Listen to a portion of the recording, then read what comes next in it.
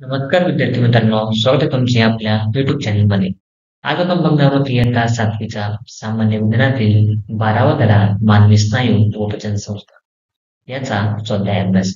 चला तर बघूया आपल्या स्वाध्याय अभ्यासातील पहिला प्रश्न.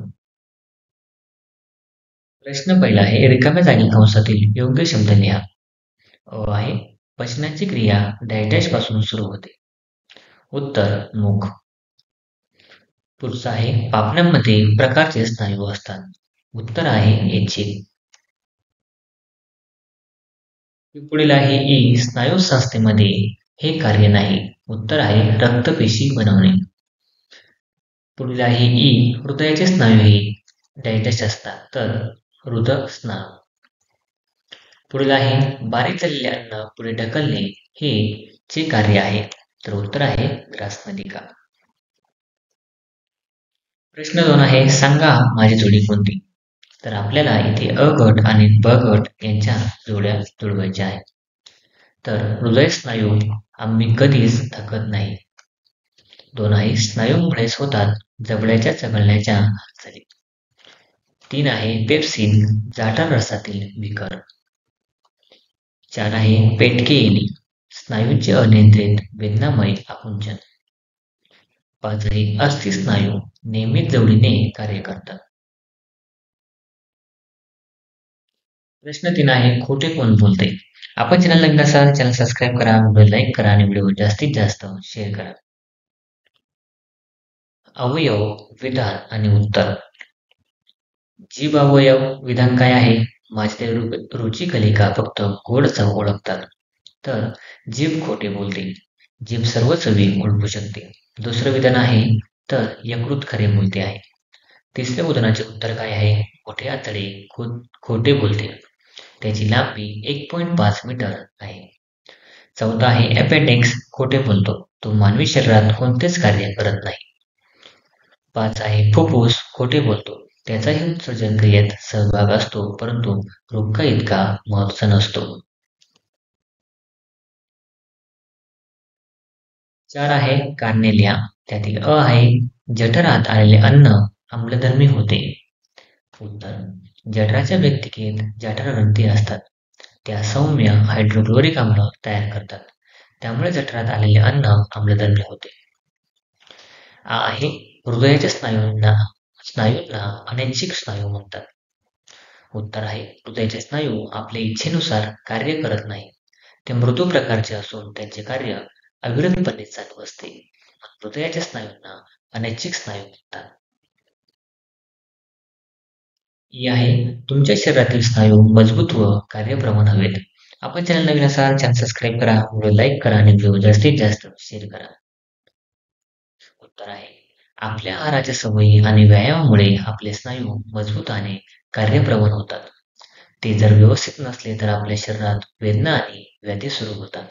म्हणून शरीरातील स्नायू मजबूत व कार्यप्रमाण हवेत.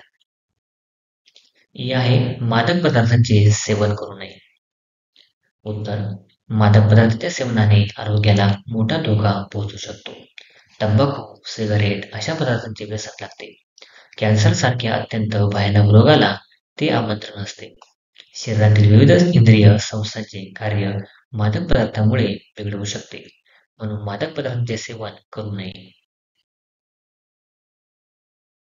प्रश्न 5 आहे खालील प्रश्नांची उत्तरे लिहा. त्यातील अ आहे स्नायू मुख्यतः किती प्रकारचे असतात व कोणकोणते. उत्तर आहे स्नायू मुख्यतः 3 प्रकारचे असतात. एक आहे अस्थि स्नायू किंवा ऐच्छिक स्नायू. 2 आहे हृदयाचे स्नायू किंवा हृदय स्नायू. 3 आहे मृदू स्नायू किंवा अनैच्छिक स्नायू. पुढील प्रश्न आहे आम्लपित्त का होते. त्याचा शरीरावर काय परिणाम होतो. उत्तर आहे आम्लपित्त होण्याची विविध कारणे आहेत. त्यापैकी काही कारणे पुढील प्रमाणे.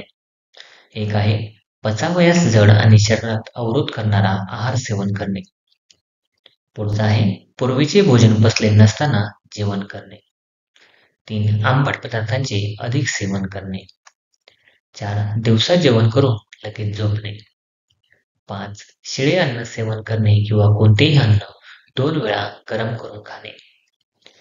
आम्लपित्ताचे शरीरावर होणारे परिणाम पुढील प्रमाणे: पोटात जळजळ होणे, तोंडात आंबट पाणी येणे, छातीत जळजळ होणे, डोके दुखणे, मळमळणे, उलटी होणे, अंगावर पुरळ येणे इत्यादी. पुढील प्रश्न आहे दातांचे प्रमुख प्रकार कोणते, त्यांचे कार्य काय काय आहे?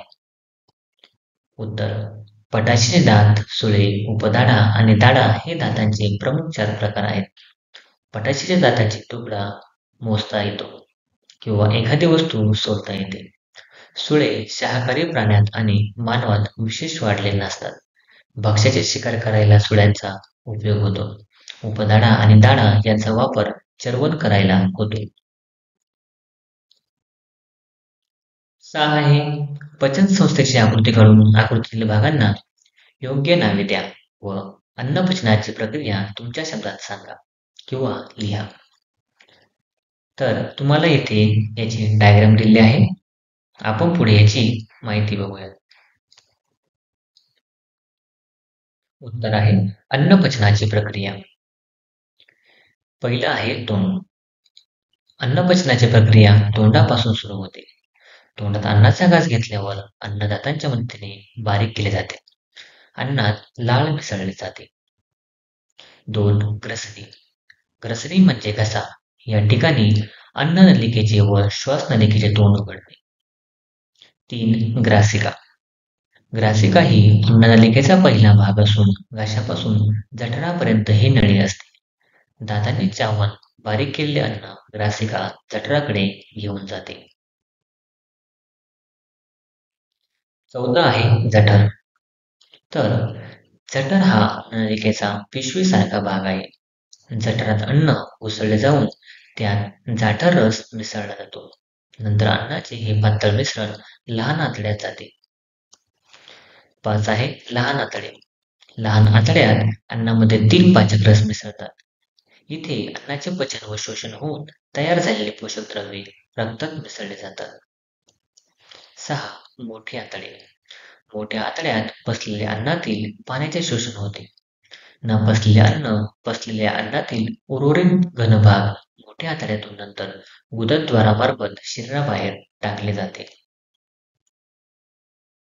Thanks for watching video. इयत्ता 7वीच्या मराठी, सेमी आणि इंग्रजी या माध्यमांच्या सर्व विषयांच्या स्वाध्यायाच्या नवनवीन व्हिडिओसाठी चॅनलला सबस्क्राईब नक्की करा. लाईक करा, कमेंट करा आणि वर्गमित्रांना शेअर करा.